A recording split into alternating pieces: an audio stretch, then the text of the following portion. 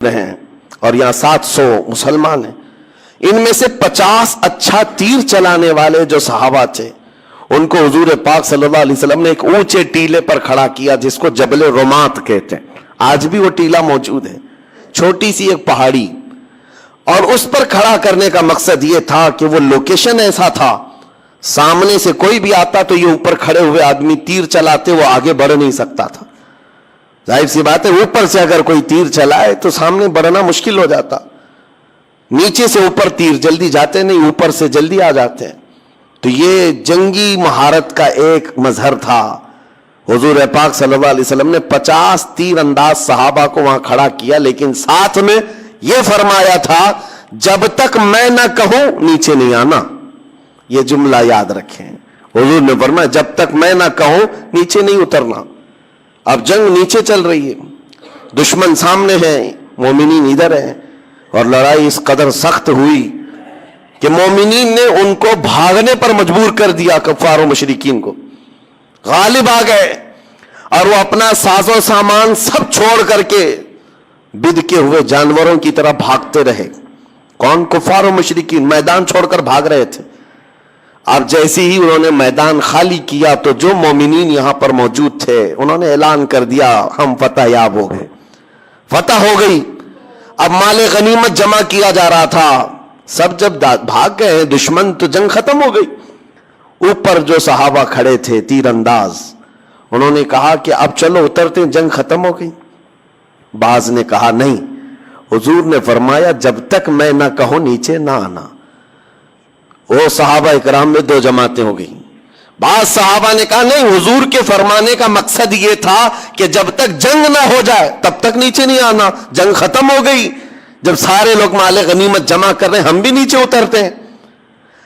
اس بات پر جب صحابہ اکرام میں بحث ہوئی تو 40 صحابہ نیچے اتر آئے, تقریباً 40 لوگ نیچے اتر آئے. 10 لوگ وہ کہے کہ نہیں ہم یہیں کھڑے رہیں گے, وہ کھڑے رہ گئے. لیکن ہوا یہ کہ بھاگے ہوئے کفار و مشرکین میں خالد بن ولید بھی تھے. اس وقت وہ ایمان لائے ہوئے نہیں تھے. انہوں نے 200 گھڑ سواروں کو ساتھ کیا. انہوں نے دیکھا کہ وہ لوکیشن خالی ہو چکا ہے جو ان کے لیے ڈینجر تھا, وہاں سے اتر گئے لوگ. تو گھوڑے دوڑاتے ہوئے بہت دور سے راؤنڈ مار کر کے پیچھے کی طرف سے آ کر کے 10 صحابہ جو کھڑے تھے ان کو شہید کر دیا. پہلے سب سے پہلے ان 10 کو ختم کیا, اور اس کے بعد پھر جو نیچے صحابہ تھے مال غنیمت جمع کر رہے تھے اچانک حملہ کیا پیچھے سے. کفار و مشرکین پلٹ کر کے آئے, اچانک حملہ کیا, یہ سنبھل ہی نہیں پائے, اور جو بھاگے ہوئے تھے وہ بھی پلٹ کر کے آ گئے. ادھر پیچھے سے بھی آگے سے بھی اس طرح سے پس گئے کہ اسی جنگ کے اندر 70 صحابہ کی شہادت ہوئی, جس میں بڑے بڑے صحابہ تھے, بڑے بڑے صحابہ. اور بہت عظیم تاریخ ہے یہ جنگ احد کی, اس کو بیان کرو تو رونگٹے کانپ جاتے ہیں. یہی وہ جنگ ہے جس میں حضرت امیر حمزہ کا سینہ چاک کر کے کلیجہ نکال کر چبایا گیا تھا. یہی وہ جنگ احد ہے جس میں حضرت عبداللہ بن جحش رضی اللہ تعالیٰ عنہ ایک صحابی ہیں جن کے پورے جسم کے 80 ٹکڑے کیے گئے تھے, اور کفار و مشرکین نے رسی میں ان کے ٹکڑے باندھ کر ہار بنا کر گلے میں پہنا. حضرت انس بن نزیر ایک صحابی ہیں جن کو پورا ایسا رگڑ دیا گیا تھا, مسلح کر دیا گیا تھا, سوائے ایک انگلی کے ان کے جسم میں کوئی چیز باقی نہیں تھی. ان کی بہن نے صرف انگلی دیکھ کر کے پہچانا تھا کہ انس بن نزیر ہے, باقی جسم کا کوئی حصہ نہیں ملا تھا. یہی وہ جنگ ہے جس میں سعد ابن ربی جن کے پیٹ کو پھاڑ دیا گیا تھا, 12 نیزے لگے تھے. یہی وہ جنگ ہے جس میں حضرت حنظلہ جن کی شادی آج ہی ہوئی تھی, ایک رات پہلے شادی ہوئی تھی, اور دولہا اسی جنگ میں شہید ہوا تھا. یہ وہ جنگ ہے جس میں بڑے بڑے صحابہ شہید ہوئے, بڑے بڑے صحابہ شہید ہوئے. لیکن سب سے بڑی بات تو یہ ہے کہ یہاں تک کفار و مشرکین کے ہاتھ پہنچ گئے کہ نبی پاک صلی اللہ علیہ وسلم کے قریب آ گئے. ایک ظالم نے لوہے کی ٹوپی جو جنگوں میں پہنی جاتی تھی وہ اٹھا کر حضور کے چہرے پر مارا, جس کی وجہ سے حضور پاک صلی اللہ علیہ وسلم کے رخسار, آپ کے گالوں سے ایک تانت لوہے کے اندر چلی گئی, اور حضور کے 2 دانت مبارک وہاں شہید ہوئے تھے. اور وہ تانت ایسے اندر چلی گئی تھی کہ نکالنا مشکل تھا. لوہے کی جس کو حضرت ابو عبیدہ بن جراح رضی اللہ تعالیٰ عنہ نے اپنے دانتوں سے پکڑ کر کے کھینچا تھا حضور کے اس رخسار پر چبھی ہوئی دانت کو، اور جس کی وجہ سے حضور کے 2 دانت مبارک اس میں شہید ہوئے. یہ وہ جنگ ہے جس میں بڑا نقصان ہوا. 70 صحابہ، وہ بھی بڑے بڑے صحابہ شہید ہو گئے. کہنا کیا چاہ رہا ہوں میں کس لیے یہ جنگ احد کا ذکر کر رہا ہوں پتہ ہے آپ کو؟ بتاتا ہوں. اتنا بھاری جو نقصان ہوا، اس کے اسباب کیا تھے؟ ظاہر سی بات ہے جب جنگ میں خسارہ ہو تو نقصان اور خسارے کا سبب ڈھونڈنا ضروری ہے. تو مفسرین فرماتے ہیں حضور پاک صلی اللہ تعالی علیہ وسلم کی وہ ایک بات جو حضور نے فرمایا تھا جب تک میں نہ کہوں نیچے نہ آنا، صحابہ کرام نے اس بات کو ترک کیا جس کی وجہ سے 70 صحابہ کی جانیں گئی. لیکن یہ بات بھی میں بتاؤں، وہ صحابہ جو نیچے اتر آئے وہ ایسے نہیں ہے کہ حضور کی نافرمانی کرنے کی نیت سے آئے تھے.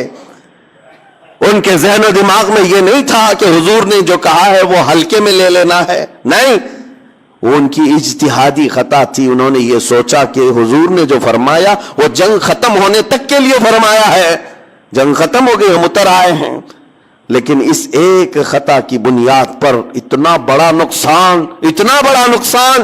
اسی لیے مفسرین فرماتے ہیں قرآن کی وہ آیت پڑھو، رب نے فرمایا میرے رسول کے حکم کی مخالفت کرنے سے بچو ورنہ فتنے میں مبتلا ہو جاؤ گے یا دردناک عذاب میں گرفتار ہو جاؤ. وہ تو صحابہ تھے، عظیم صحابہ تھے جنہوں نے جان بوجھ کر کے کبھی رسول کی مخالفت کرنے کا سوچا ہی نہیں، پھر بھی نقصان اٹھائے. اور آج دنیا حضور کو جان بوجھ کر کے مخالفت کر رہی ہو، حضور کے احکام کو پیٹ پیچھے ڈال دیے ہو تو 70 کیا 70 لاکھ جانے جائیں گی. آج تو بڑا نقصان اٹھانا ہوگا. اس بڑے نقصان کا ایک سب سے بڑا سبب یہ ہے رسول پاک کے احکام کی مخالفت. حضور پاک صلی اللہ تعالی علیہ وسلم کے جو شریعت طاہرہ کے احکام ہیں اس کو چھوڑ کر کے جانا. ایک حدیث میں آپ کو سناؤں تو آپ کو اندازہ ہوگا کہ دین کیا ہے. جس پہ ہم چل رہے وہی دین ہے یا نہیں؟ ہم سب کو سوچنے کی ضرورت ہے. ہم ٹوپیاں لگا کر کے ہفتے میں ایک مرتبہ جھک جائیں تو اسی کو دین سمجھتے ہیں ہم، یا صرف کپڑوں کا نام دین ہے، صرف داڑھی کا نام دین ہے؟ اسلام کس کا نام؟ میرے آقا صلی اللہ علیہ وسلم فرماتے ہیں لا یؤمن احدکم حتی یکون ہواہ تبعا لما جئت بہ. تم میں سے اس وقت تک کوئی مومن نہیں بن سکتا جب تک کہ اپنی خواہشات کو میری مرضی کے مطابق نہ کر دے. تمہاری اپنی خواہشات حضور کی مرضی کے مطابق جب تک نہیں کرو گے تب تک پورے مومن نہیں بن سکتے. اسی لیے تمہیں پوچھنا ہوگا کہ مجھے جینا کس طرح سے ہے. حضور نے جو فرمایا مجھے اسی طرح سے جینا ہے. نبی پاک صلی اللہ علیہ وسلم کی جو مرضی ہے اس کے حساب سے چلنے کا نام دین ہے. اقبال نے کہا تھا بمصطفیٰ برساں خیش کہ دی ہما اوست. اپنے آپ کو رسول اللہ کے قدموں تک پہنچا دے، یہی دین ہے. اپنی خواہشات کو ختم کرنا ہوگا. اور جس کی بنیاد پر آج ہم بہت بڑا نقصان اٹھا رہے ہیں، بہت بڑا نقصان.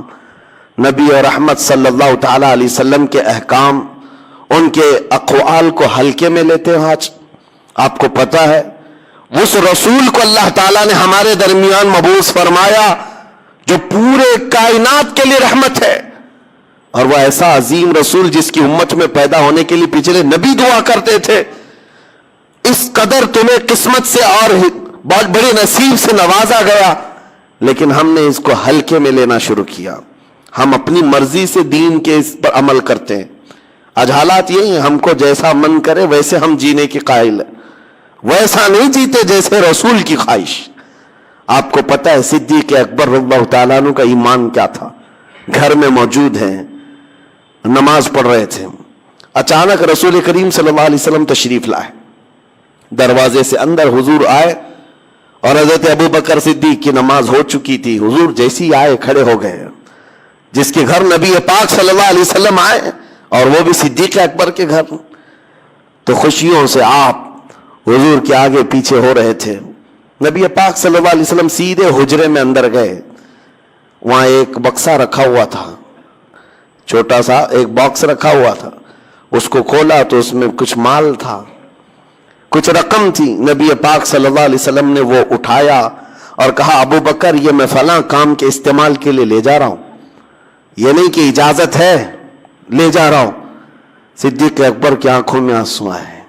کہا یا رسول اللہ رب کا شکر ہے، ابھی میں نے یہی دعا کیا تھا کہ مولا مجھے اتنی قسمت سے نواز دے کہ تیرا رسول میرا مال اپنا سمجھنے لگ جائے، میرا اپنا کچھ نہیں ہے.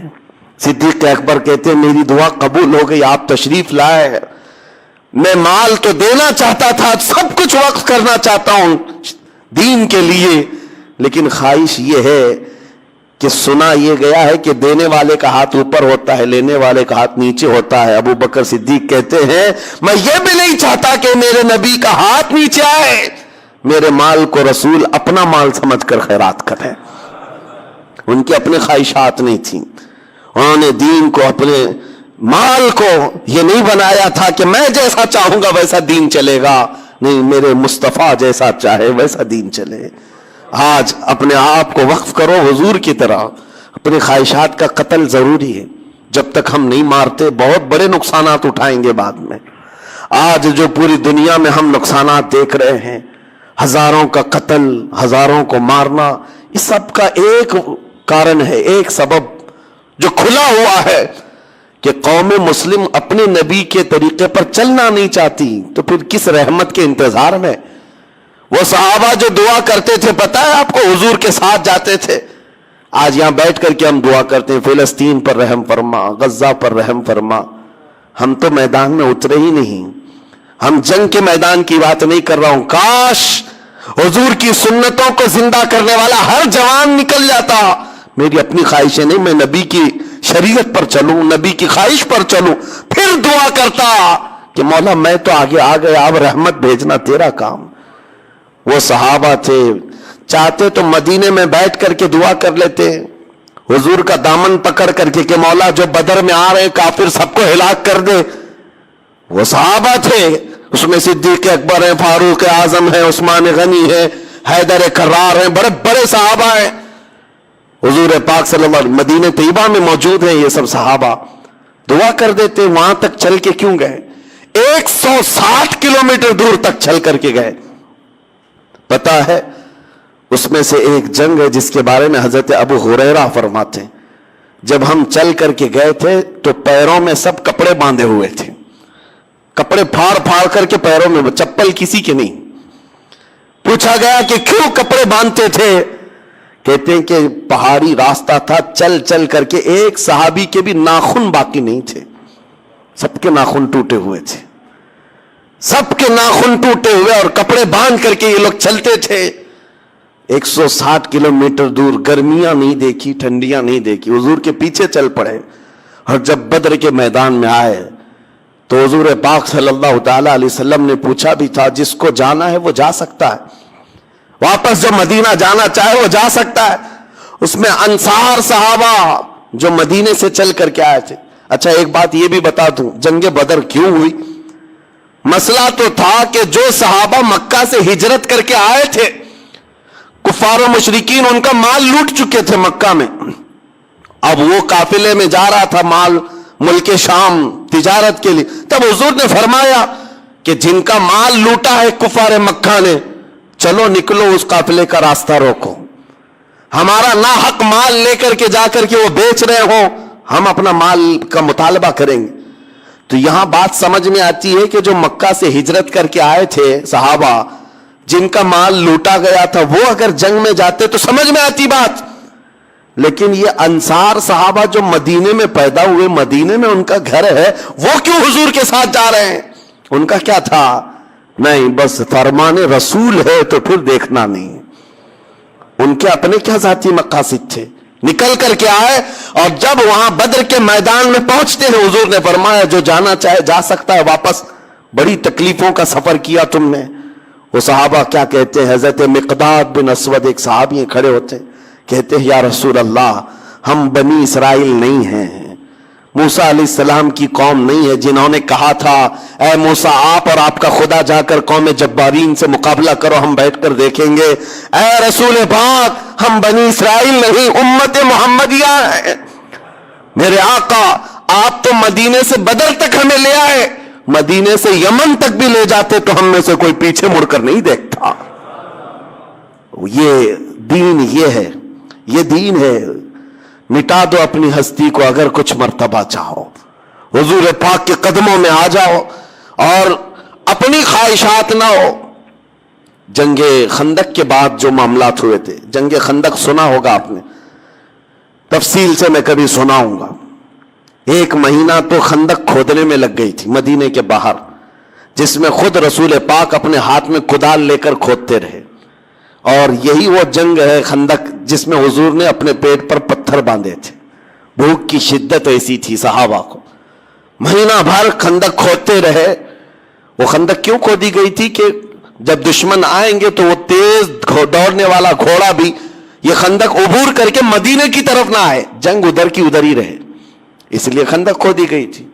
خندق کھودی، پھر آئے دشمن پورے پڑاؤ کیے 12,000 کی تعداد میں، اور جنگ ایسی نہیں ہے کہ 1 دن 2 دن، بلکہ وہ جنگ بھی مہینے بھر تک تھی۔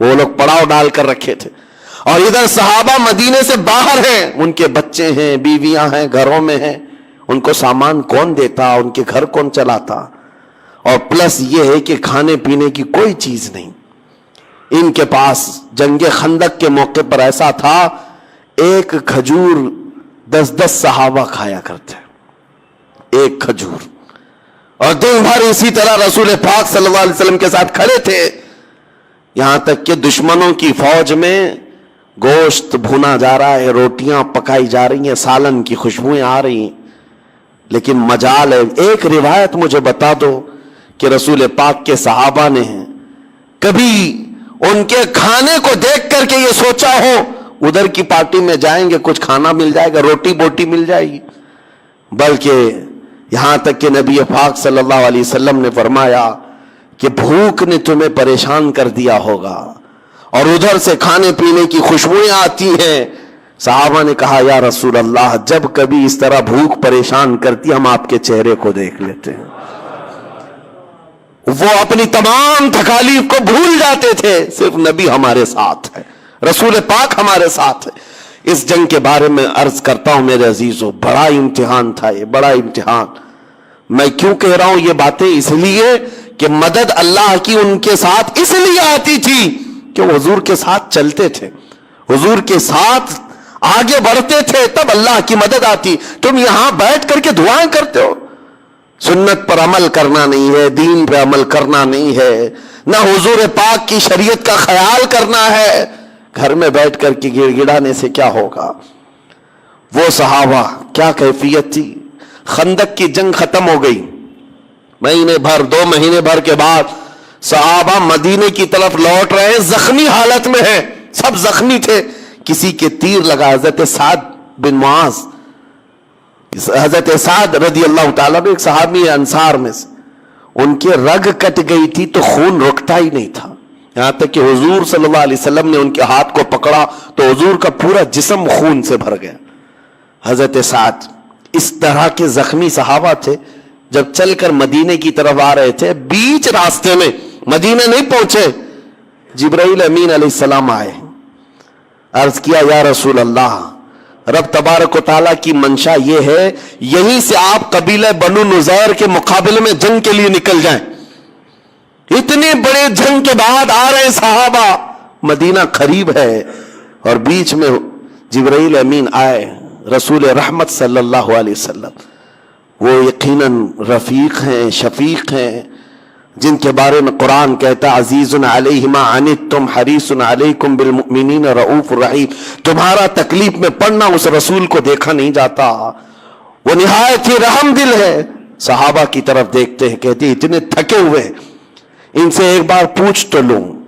ظاہر سی بات ہے مہینوں کے بعد کوئی آتا ہے، ہم بھی سفر سے آتے ہیں، آپ ڈائریکٹ بلائیں تو ہم کہیں گے ارے نہا دھو کے تو آؤں، بچوں سے بات تو کر کے آؤں، کپڑے بدل کے تو آؤں۔ صحابہ کرام یہ کہتے کہ زخموں کی مرہم پٹی کر کے آئیں، بیویوں سے مل کر کے آئیں، بچوں کو کوئی بات کر کے آئیں۔ हुजूर सल्लल्लाहु अलैहि वसल्लम ने सहाबा को बीच रास्ते में रुकाया और पूछा, ऐ मेरे अजीज सहाबा, जिब्राइल अमीन आए थे, कहा कि यहीं से बनु नुज़ैर के मुकाबिल में जाना है, तुम्हारा मशवरा क्या है? सहाबा कहते हैं, या रसूल अल्लाह, देर किस बात की, चले अभी चलते हैं। देर किस बात की, अभी चलते हैं। वो कैसे अजीम इंसान थे जो नबी पाक सल्लल्लाहु ताला अलैहि वसल्लम के साथ कदम बकदम थे, जिसकी वजह से कुरान कहता है रज़ियल्लाहु अन्हुम व रज़ू अन, अल्लाह उनसे राजी हुआ और वे अल्लाह से राजी। यूं ही मदद नहीं आई थी, वो हुजूर की शरीयत ताहिरा, हुजूर पाक के मिजाज पर पूरा उतरने की कोशिश करते। आपको पता है, हम तो बोलते बोलते थक गए, कई लोगों को हमारी बात हो सकता है बेअसर हो जाए, लेकिन मैं तो आपसे कहता हूं कि हुजूर से अगर मोहब्बत है तो ठंडे दिल से कभी सोचता कि मेरे नबी को क्या चीज अच्छी लगती है, क्या चीज बुरी लगती है। बुरी लगती है तो मैं अपने महबूब को नाराज तो ना करूं, मैं अपने नबी पाक को नाराज तो ना करूं। मदीने तैयबा में एक शाम ऐसी है, हजरत अनस साहबी 10 साल की उम्र के थे, शराब हराम नहीं थी और शराब के मटके भर भर करके पिए जाते थे। वो कहते हैं, मैं एक दुकान में काम करता था जहां लोगों को शराब पिलाई जाती थी बर्तन में। शाम का वक्त था, मदीने की गलियों में अचानक आवाज आई, एक निदा देने वाले ने निदा दी, या अय्युहल मुस्लिमून क़ाल रसूलुल्लाह सल्लल्लाहु अलैहि वसल्लम हुर्रिमतिल खमर, ऐ मुसलमानों, अल्लाह के रसूल सल्लल्लाहु अलैहि वसल्लम ने आज फरमाया है शराब हराम हो गई। ऐलान हो रहा था मदीने की गलियों से। हजरत अनस कहते, मेरे हाथ में शराब का मटका था, नीचे गिर गया और जितने लोग बैठे हुए थे, कोई मुंह तक लगाया था तो वहीं से उसने पटक दिया, एक कतरा भी होठ को लगने नहीं दिया। किसी ने आधा पिया तो वहां छोड़ दिया। यह नहीं है कि देखें आज का आज पी लेंगे, बाद में देखेंगे, कल से तौबा कर लेंगे, शाम से नेक बन जाएंगे, या फिर मालूम तो कर लीजिए ऐलान करने वाला सही में कर रहा है या हुजूर से बात तो करके देखे। नहीं, उनका मिजाज ये था, सहाबा की बात आई है रसूलुल्लाह की, बात आई है नबी पाक की, इसके बाद हमारा मिजाज नहीं चलेगा, अब चलेगा तो रसूलुल्लाह की बात ही होगी। अपने ऊपर लाजिम कर लिया था, इसलिए मदद आती थी। कुरान कहता है, ऐ महबूब आप फरमाते हैं, अगर तुम अल्लाह से मोहब्बत करते हो तो मेरे पीछे चलो। हुजूर के पीछे चलना यही दीन है, यही शरीयत है। अजीजान इकराम वक़ार, दुआएं भी बारियाब होंगी, दुआएं भी कबूल होंगी, बस मैदान में उतर करके तो देखो। बाज लोगों को ये लगता है मैदान में उतरने की बात करते हैं तो प्रोटेस्ट के लिए, जंग के लिए। नहीं मेरे अजीजों, बहुत हो गए प्रोटेस्ट, बहुत हो गए। मैं जिस मैदान में उतरने की बात कर रहा हूं वो अमल का मैदान है। अपनी ख्वाहिशात को पीछे रखो और अहद करो कि मुझे चलना है तो रसूलुल्लाह के मिजाज के मुताबिक चलना है। हुजूर जिस चीज को पसंद करे मैं वहां चलूं, फिर अल्लाह करीम की वो मदद भी आएगी, रहमत भी आएगी। हम बैठ करके यूं ही तस्बीह घुमाते रहें, बदलना नहीं चाहते अपने आप को, छोड़ना नहीं चाहते। जिनकी लत हमें लगी हुई है, जिन बुराइयों की आदत हमें पड़ी हुई है, उसको निकालना भी नहीं चाहते और बार बार मदद की दुहाई भी देते हैं। इसीलिए मेरे अजीजों, कुरान कहता है, इन्नल्लाह ला युगय्यिरु मा बिकौमिन हत्ता युगय्यिरु मा बिअनफुसिहिम, बेशक अल्लाह ताला उस वक्त तक किसी की हालत नहीं बदलता जब तक वो बंदा खुद अपनी हालत बदलने की फिक्र नहीं करता। वो कौम अपनी हालत बदलने की फिक्र नहीं करती, उस वक्त तक अल्लाह उस कौम की हालत नहीं बदलता। और बदलना चाहे रब ताला तो कितनी जल्दी बदलता है। यह भी हदीस कुदसी में मेरा रब फरमाता है, अगर तुम एक कदम आगे बढ़ोगे मेरी रहमत 10 कदम आगे बढ़कर ले लेगी। हाँ, यह भी हदीस कुदसी है, तुम एक बालिश आगे बढ़ोगे तो रब तबारक व तआला की रहमत एक कदम आगे बढ़ जाएगी। वो हम वक्त तुम्हें कबूल करने को तैयार है, लेकिन शर्त यह है कि आओ तो सही। जिसको शायर ने कहा था, हम तो माइल बकरम है, कोई मांगने वाला ही नहीं। अल्लाह करीम वो रहमत फरमाने वाला है, लेकिन आए तो सही कोई। अल्लाह तबारक व तआला हमें हुजूर की शरीयत और उनके मिजाज के मुताबिक जीने की तौफीक अता फरमाए। खुलासा कलाम ये है मेरे अजीजों, वो सहाबा जो फाइजुल मराम थे, बुलंद मकामात पा लिए, रब की रजा पा लिए, तो सिर्फ वजह ये थी کہ وہ اپنے نفس سے نہیں چلتے تھے، حضور کی خواہش کے مطابق چلتے تھے۔ آپ کو پتا ہے ایک مدینے کی خاتون ہے، بڑی حسین و جمیل خوبصورت لڑکی، ماں باپ کی اکلوتی بیٹی۔ ایک بار حضور پاک صلی اللہ علیہ وسلم کے پاس ایک غریب صحابی آئے، کہا مجھے نکاح کرنا ہے۔ حضور نے سیدھے اس خوبصورت لڑکی کے گھر بھیج دیا، ان کو جاؤ پیغام لے کر کے چلے جاؤ۔ اور یہ غریب ایسے تھے، شکل سے بھی ان کی کوئی خاصی توجہ نہیں تھی، شکل ایک کالا رنگ تھا۔ حضور پاک نے جب فرمایا کہ جاؤ فلاں گھر میں ایک نوجوان لڑکی ہے، نکاح کا پیغام۔ جب وہ گئے، ماں باپ بیٹھے ہوئے تھے، لڑکی اندر ہے، جوان لڑکی، مدینے کی خوبصورت لڑکی۔ ماں باپ نے پوچھا کیسے آنا ہوا؟ کہا رسول پاک صلی اللہ علیہ وسلم نے بھیجا، آپ کے گھر بیٹی ہے، میں نکاح کا پیغام لے کر آیا۔ انہوں نے شکل دیکھی اوپر سے نیچے، کہا آپ کو حضور نے بھیجا، کیا کرتے ہو؟ کہا غریب آدمی ہوں، مال دولت تو کچھ ہے نہیں لیکن کماؤں گا، میں نکاح کا پیغام لے آیا ہوں۔ ماں باپ ہے، ایک اکلوتی بیٹی حسین و جمیل ہے، ان کے دل پر ایک بات آئی، کہا آپ جائیے، ہم ابھی اپنی بیٹی کو نہیں دینا چاہتے، ابھی ہم اپنی بیٹی نہیں دینا چاہتے، حضور پاک صلی اللہ علیہ وسلم سے ہم بات کریں گے۔ وہ صحابی تو گئے، ان کا تو کہنا یہ تھا کہ روز میں جہاں پر بھی جاتا تھا ہر جگہ لوگ ریجیکٹ کرتے تھے، میرے لیے کوئی نئی بات نہیں تھی۔ وہ پلٹ کر حضور کی بارگاہ میں چلے آئے، لیکن اندر جو خاتون تھی، لڑکی حسین و جمیل شہزادی، باہر نکل آئی۔ ماں باپ سے پوچھا یا ابا جان کون آیا تھا؟ کہا فلاں آیا تھا۔ کہا کیا لے کر کے؟ کہا کہ حضور نے فرمایا کہ تیرے نکاح کا پیغام لے کر آیا۔ آپ نے کیا کہا؟ ہم نے اسے واپس کر دیا۔ اس لڑکی کی چیخ نکل گئی، کہا کہ آپ نے ایک عذاب کو دعوت دی، آپ نے عذاب کو دعوت دی، گھر پر رسول پاک نے بھیجا اور آپ نے اس کو منع کر دیا۔ کہا بیٹی وہ تیرے برابر کا نظر نہیں آ رہا تھا، نہ وہ مال میں ہے نہ شکل میں ہے۔ خاتون نے کہا بابا آپ نے اس کو دیکھا، بھیجنے والے کو کیوں نہیں دیکھا؟ جس نے بھیجا اس کو کیوں نہیں دیکھا؟ باپ کے دل پر بات لگ گئی کہ میری بیٹی نے مجھے کیا کہا۔ دوڑتے ہوئے آئے بارگاہ مصطفیٰ میں، کہا وہ صحابی جو پہلے آئے تھے ابھی سنا ہی رہے تھے کہ مجھے ریجیکٹ کر کے بھیج دیا ہے اس صحابی نے، وہ بیٹی نہیں دینے والے۔ حضور پاک ان کی سنی رہے تھے، یہ دوڑتے ہوئے بیٹی کے باپ آ گئے، کہا معاف کریں سرکار، خطا ہو گئی، معاف کریں، آپ نے بھیجا، میں نے تاخیر کی، مجھے منظور ہے، میری بیٹی کو بھی منظور ہے، جب آپ فرمائیں نکاح قبول ہے، نکاح منظور ہے۔ اتنی تاخیر بھی صحابہ برداشت نہیں کرتے اگر حضور کا حکم آ گیا ہے، پھر نفس نہیں، اپنی خواہش نہیں۔ عزیزان گرامی وقار، حضور صلی اللہ علیہ وسلم نے نکاح تو کر دیا مسجد میں، لیکن پتہ ہے اسی رات کو جنگ کے لیے نکلنا تھا۔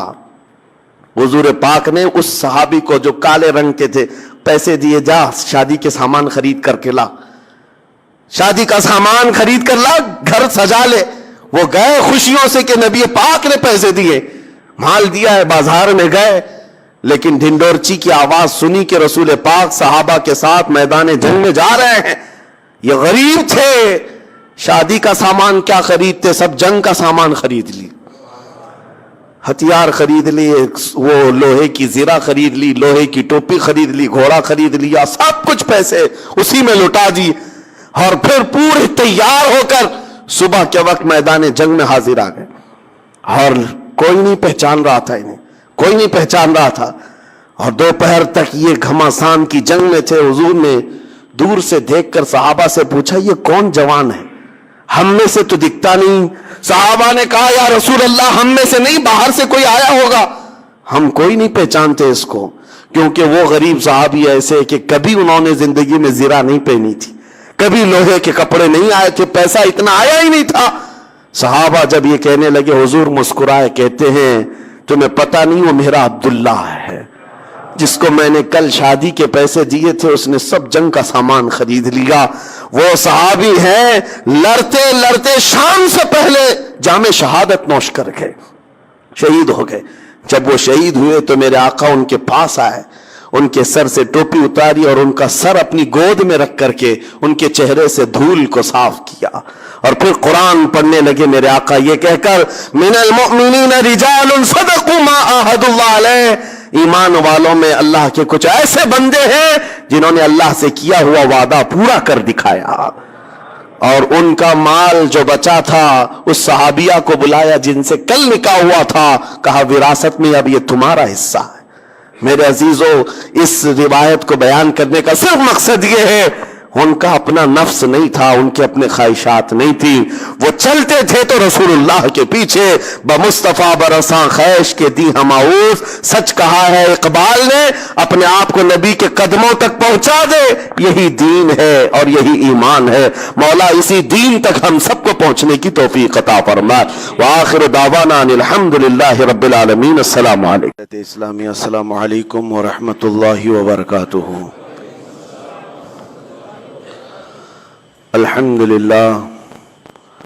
لله الحنان المنان الذي خلق الإنسان وعلمه البيان، والصلاة والسلام على رسوله سيد الإنس والجان وعلى آله وأصحابه ذوي الخير والإحسان، أما بعد، فأعوذ بالله من الشيطان الرجيم، بسم الله الرحمن الرحيم۔ قل إن كنتم تحبون الله فاتبعوني يحببكم الله ويغفر لكم ذنوبكم والله غفور رحيم۔ صدق الله مولانا العظيم۔ بارگاہ رسالت معاب صلی اللہ علیہ وسلم میں درود پاک کا ہدیہ پیش کریں۔ اللہم صل علی سیدنا و مولانا محمد معدن الجود والکرم وآلہ واصحابہ الکرام وابنہ الکریم وبارک وسلم صلاۃ دائمۃ سرمدا ابدا۔ عزیزان گرامی وقار، نبی کریم صلی اللہ تعالی علیہ وسلم کو اللہ تبارک و تعالی نے مبعوث فرمایا وہ عظیم دین دے کر کے جس کے اندر ساری چیزیں موجود ہیں۔ قرآن میں اللہ فرماتا ہے وَلَا رَطَبٍ وَلَا يَابِسٍ إِلَّا فِي كِتَابٍ مُبِينٍ، خشکی کی کوئی چیز یا تری کی کوئی چیز ایسی نہیں ہے جو قرآن میں بیان نہ کی گئی ہو۔ کمپلیٹ دین جس کو کہا جائے وہ صرف اور صرف اسلام ہے، اور قرآن پاک کمپلیٹ کتاب جس کے بارے میں شروعات میں ہی اللہ نے فرمایا ذالک الکتاب لا ریب فیہ، یہ وہ کتاب ہے جس میں شک کی گنجائش ہی نہیں، اور بہترین لا جس کو کہا جائے قانون وہ قرآن پاک ہے۔ وجہ یہ ہے کہ دنیا کا جتنا بھی ٹیلنٹڈ آدمی ہو، ذہین آدمی ہو، ہے تو انسان، بہت ہی اعلیٰ دماغ کا آدمی بھی ہو، جب وہ قانون بنائے گا تو اس کا ذہن جتنی دیر تک چلتا ہے، جتنی دور تک چلتا ہے، اس حساب سے بنائے گا، اس کے زمانے کے حالات دیکھ کر کے بنائے گا۔ انسان لمیٹڈ دماغ رکھتا ہے، چاہے جتنا بھی عالی دماغ ہو، وہ اپنے زمانے میں موجود برائیوں کو روکنے کے لیے قانون بنائے گا، اور اچھائیوں کی طرف لے جانے کے لیے جتنی لمٹ ہو سکتی ہے اس کے قانون بنائے گا۔ لیکن اس انسان کو یہ نہیں معلوم کہ اگلے سالوں میں ہونے والا کیا ہے، اگلے سالوں میں کون سی برائیاں آنے والی ہیں، یہ اس کے دماغ میں نہیں ہے۔ تو دنیا